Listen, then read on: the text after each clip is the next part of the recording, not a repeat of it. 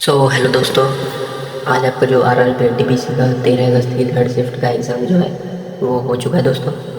इस वीडियो के अंदर हम लोग कवर करने वाले हैं 13 अगस्त की थर्ड शिफ्ट के एन टी पी सी की लगभग जी के 25 क्वेश्चंस इस वीडियो के अंदर कवर करेंगे और सारे क्वेश्चंस एकदम रियल रहने वाले हैं और आप लोगों को देख के वीडियो को पता भी लग जाएगा कि सारे क्वेश्चंस रियल हैं या नहीं। तो आप अपने क्वेश्चंस इससे मैच कर सकते हैं और जिनका भी आगे आने वाली शिफ्ट में एग्ज़ाम होने वाला है उनके लिए वीडियो बहुत इंपॉर्टेंट रहने वाला है। प्लीज़ ध्यान से देखिएगा। आइए शुरुआत करते हैं। सबसे पहले बात करते हैं आज के फर्स्ट क्वेश्चन की। तो आज का जो फर्स्ट क्वेश्चन हमसे पूछा गया वो पूछा गया कि खजुराहो का मंदिर किस वंश द्वारा बनवाया गया था। ठीक है, तो खजुराहो के मंदिर का निर्माण चंदेल वंश के शासकों के द्वारा 950 ईस्वी से 1050 ईस्वी के बीच करवाया गया था। मुख्य रूप से राजा राज यशोवर्मन और धंगदेव ने इन मंदिरों के निर्माण में महत्वपूर्ण योगदान दिया। ठीक है, बात करते हैं राजा यशोवर्मन ने विष्णु मंदिर, लक्ष्मण मंदिर जिसको बोला जाता है, इसका भी निर्माण करवाया था, जबकि धनदेव ने विश्वनाथ मंदिर और वैद्यनाथ मंदिरों का निर्माण करवाया। नेक्स्ट जो क्वेश्चन आपसे पूछा गया वो पूछा गया कि किसी भी व्यक्ति को उसकी संपत्ति से वंचित नहीं किया जाएगा, यह किस अनुच्छेद में वर्णित है। तो देखिए, भारतीय संविधान का अनुच्छेद 301 कहता है कि कानून के अधिकार के बिना किसी भी व्यक्ति को उसकी संपत्ति से वंचित नहीं किया जा सकता है। ठीक है, और यह अनुच्छेद संपत्ति के अधिकार को एक कानूनी अधिकार बनाता है। यह अनुच्छेद सुनिश्चित करता है कि किसी को बिना किसी वैध कारण के उसकी संपत्ति से वंचित नहीं किया जाएगा। ठीक है, और यह अनुच्छेद 301 44वें संशोधन अधिनियम 1978 में जोड़ा गया था। ठीक है, बात करेंगे नेक्स्ट क्वेश्चन जो आपसे पूछा गया कि who is the vice chief of the air staff, यानी कि जो आपके इंडियन एयर फोर्स है उसके एयर मार्शल नर्मदेश्वर तिवारी जी जो हैं वो आपके वाइस चीफ हैं। ठीक है, तो वर्तमान VCS air marshal Narmadeshwar Tiwari हैं जिन्होंने 1 मई 2025 को एयर मार्शल सुजीत पुष्पाकर धारकर का स्थान लिया है। ठीक है, तो यहाँ पे आपका जो नर्मदेश्वर तिवारी है ये आपका करेक्ट आंसर हो जाएगा। नेक्स्ट जो क्वेश्चन आपसे पूछा गया है वो पूछा गया कि वर्धन राजवंश का दूसरा नाम क्या था।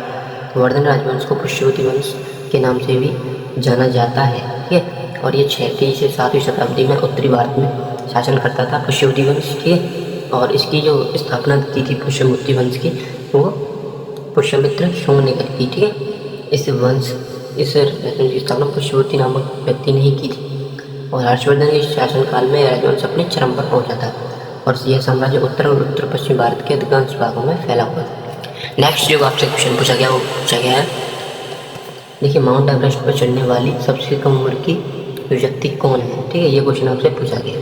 तो माउंट एवरेस्ट पर चढ़ने वाली सबसे कम उम्र की व्यक्ति जो है जॉर्डन रोमेरो है। ठीक है, जो उन्होंने 22 मई 2010 को 13 साल 10 महीने की सबसे कम उम्र में शिखर पर पहुंचने का कीर्तिमान स्थापित किया था। ठीक है, और भारत की ओर से मालावत पूर्णा जो है 13 साल की उम्र में माउंट एवरेस्ट पर चढ़ने वाली सबसे कम उम्र की लड़की है। ठीक है, मालावत पूर्णा, लेकिन एक ऐसी ये दिव्यांग लड़की है। ठीक है, भारत तो किस वर्ष विश्व व्यापार संगठन यानी कि WTO का सदस्य बना था। तो देखिए 1 जनवरी 1995 को विश्व व्यापार संगठन का सदस्य बना था भारत। ठीक है, तो आपका 1 जनवरी 1995 करेक्ट आंसर हो जाएगा। नेक्स्ट जो आपसे क्वेश्चन पूछा गया वो पूछा गया है, तो सबसे पहले WTO के बारे में जानते हैं। तो यह संगठन 1 जनवरी 1995 को आधिकारिक तौर पर अस्तित्व में आया था और शुरुआत से ही भारत इसका सदस्य बन गया था जब इसने टैरिफ और व्यापार और सामान्य समझौते यानी कि गेट की फुल फॉर्म क्या है, general agreement on trade and tariff को प्रतिस्थापित किया था। गेट 1948 से लागू था। भारत WTO का संस्थापक सदस्य है। ठीक है, मतलब जब इसकी स्थापना हुई थी WTO की तभी से इसका सदस्य था। नेक्स्ट जो आपसे क्वेश्चन पूछा गया था कि बोस आइंस्टीन कंडेंसेट BEC बनाने के लिए किन धातुओं का यूज़ किया गया था। ठीक है, तो इसका आंसर हो जाएगा, देखिए बोस आइंस्टीन कंडेंसेट बनाने के लिए किस धातु के समस्थानिकों का यूज़ किया गया था। तो देखिए BEC यानी कि बोस आइंस्टीन कंडेंसेट बनाने के लिए 4 धातुओं अल्कली मेटल्स जैसे रुबिडियम, सोडियम और लिथियम के समस्थानिकों का यूज़ किया गया था। ये धातुएं बोसनिक व्यवहार प्रदर्शित करती हैं जो BEC बनाने के लिए आवश्यक है। एक जो आपसे क्वेश्चन पूछा गया ये थोड़ा सा डाउट में है कि अधीनस्थ न्यायालय का कार्य करके ऐसे कुछ पूछा था कि अधीनस्थ न्यायालयों का क्या कार्य है। तो देखिए नेक्स्ट क्वेश्चन बात करते हैं।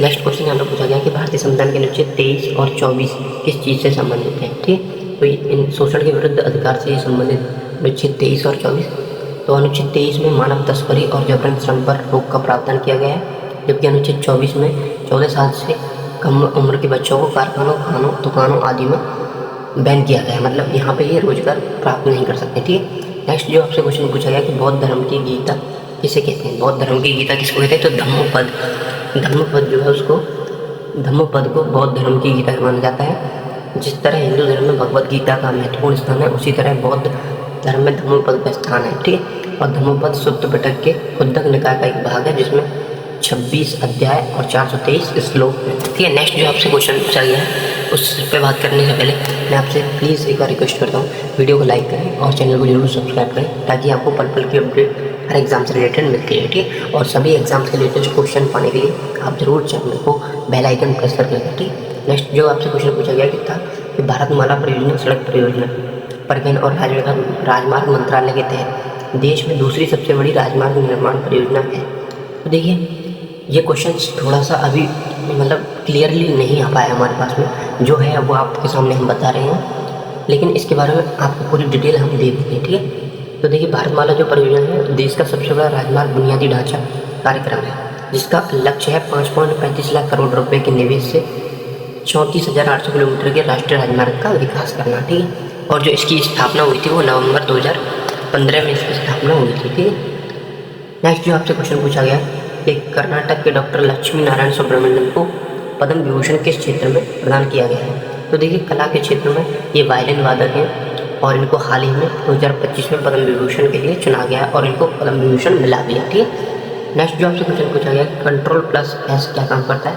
तो Ctrl+S से आप किसी भी चीज़ को सेव कर सकते हैं, अपनी फाइल वगैरह को, तो किसी दस्तावेज या फाइल को सहेजने के लिए किया जाता है इसका यूज। ठीक, नेक्स्ट जो आपसे क्वेश्चन पूछा गया वो पूछा गया कि कुकी विद्रोह किस राज्य से संबंधित है। तो कुकी विद्रोह मणिपुर में हुआ था। कुकी विद्रोह मणिपुर राज्य से संबंधित है। यह 1917 से 1919 के बीच में हुआ था, जब कुकी जनजाति ने ब्रिटिश सरकार द्वारा उनकी जबरन भर्ती का विरोध किया था। ठीक है, नेक्स्ट जो आपसे क्वेश्चन पूछा गया वो है कि किस राज्य ने AI आधारित real time forest alert system लागू किया है।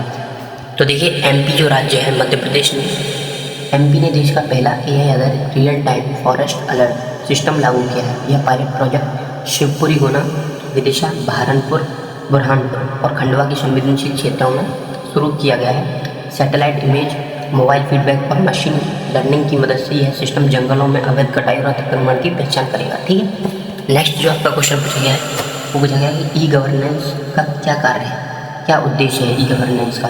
तो E-गवर्नेंस, जिसे इलेक्ट्रॉनिक गवर्नेंस भी कहा जाता है, शासन को बेहतर बनाने के लिए सूचना और संचार प्रौद्योगिकी IIT का उपयोग है।